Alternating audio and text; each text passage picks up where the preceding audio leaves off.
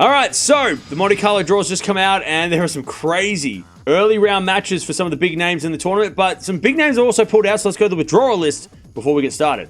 So, big names were pulled out of this one. You've got Jannik Sinner, of course, not playing this one. He's not allowed to play for a couple more weeks yet. He'll be back before we know it. Menchik, he also pulled out of the tournament. He was going to have to play the qualifiers if he did play, but needed the week off after Miami. You got Fritz, he also just pulled out, and Hurkacz, also not playing in this event. So some big names there. Let's go to the top of the draw, though, because we've got a lot of big names still playing in this one. So, starting at the top of the draw, we've got 16 seeds in this one. The top 8 seeds get a bye in the first round. Zverev, he's the number 1 seed. Of course, he's like the pseudo number 1 while Sinner's not here. He gets a bye in the first round. He'll take on either a qualifier or Berrettini in the second round. So, tough start for Zverev. Then you got Lehechka taking on quarter. Winner of that will take on either a qualifier or the number 13 seed Musetti in the second round. Then you got the number 10 seed Rune taking on Borges. Winner of that will take on either Sonigo or Martinez in the second round. Then you got Thompson taking on Pirikar. Winner of that will take on the number 6 seed Tsitsipas in the second round. That is a crazy section of the draw. That is a tough section of the draw for Zverev, but not just Zverev, everyone else in that draw as well. It's a very, very clay court heavy draw.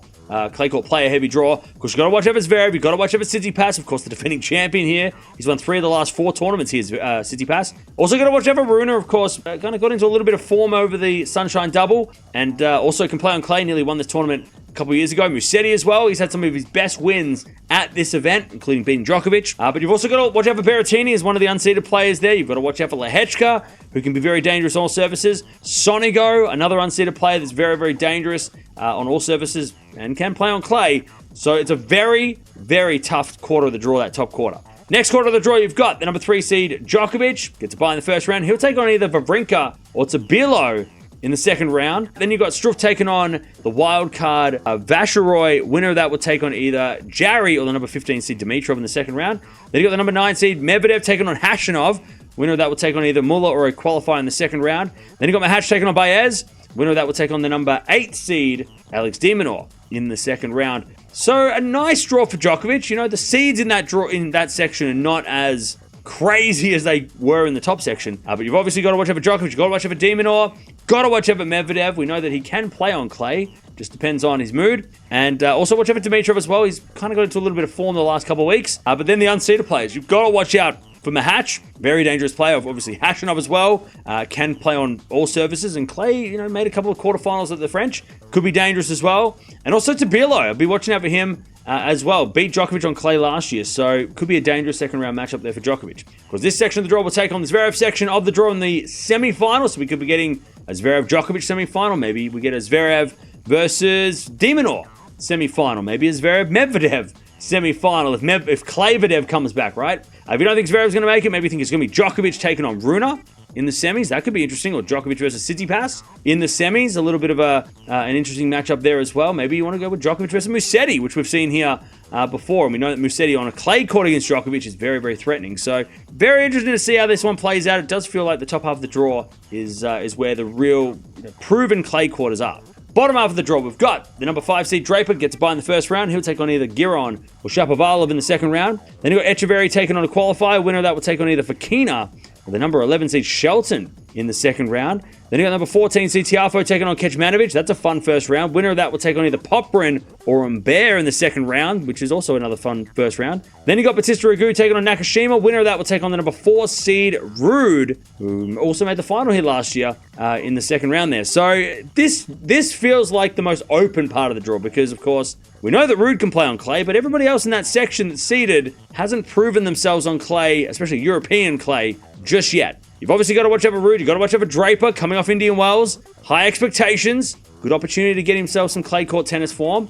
Also watch out for Tiafoe and Sheldon. Not so much because they can play on clay and they're proven, but just to see how they go. See if they can adapt to the clay. But you've got to watch out for Fokina. Did make the final here not that long ago. Also Shapovalov. Very dangerous player on all surfaces. Can play on clay as well. And I'll be also looking out for Popyrin because Popyrin has also proven that his game can also adapt to the clay as well. So a couple of, maybe unseeded players there that are dangerous, but again, you're looking at Ruud, you're looking at Draper as probably the players to get through this section. And then the bottom section of the draw, you've got the number 7 seed Rublev. He gets a bye in the first round. He'll take on either Monfils or a qualifier in the second round. Then another qualifier taking on Kaboli. Winner of that will take on either Grigspor or the number 12 seed Feast in the second round. Then you got the number 16 seed Auger-Aliassime taking on a qualifier. Winner of that will take on either Arnaldi The wildcard Gasquet in the second round. Then you got another wildcard Fognini, who also won this title in 2019, taking on Cerundolo. Winner of that will take on the number 2 seed Alcaraz in the second round. Kind of awkward for Carlos. Not as bad as the Zverev section, and it's not really that open like the Ruud section, but I don't know, there feels like there could be some hurdles for Alcaraz in this section. Of course, you got to watch over Alcaraz in this section. You got to watch over Rublev, won this title a couple of years ago. Also got to watch over Feast, proven on clay. Also, Auger Aliassime can play on clay as well. But some of the unseeded players, of course, you've got to watch out for Monfils. Can be dangerous on all surfaces. You got to watch out for Cerundolo as well in that second round against Alcaraz. Could be a really fun matchup. Of course, this section will take on the Ruud section, so we could be getting Alcaraz versus Ruud in a semi-final. We could be getting Alcaraz versus Draper in a bit of a rematch of Indian Wells in the semis of a clay court event. That would be fun. Maybe you don't think Alcaraz is going to make it. Maybe you think it's going to be Ruud versus Rublev. Maybe you think it's going to be Ruud versus Feast. Or maybe Ruud versus Auger Aliassime. Or maybe you think it's going to be Draper versus Rublev. Or Draper versus Feast in a semi-final of this tournament. But there it is.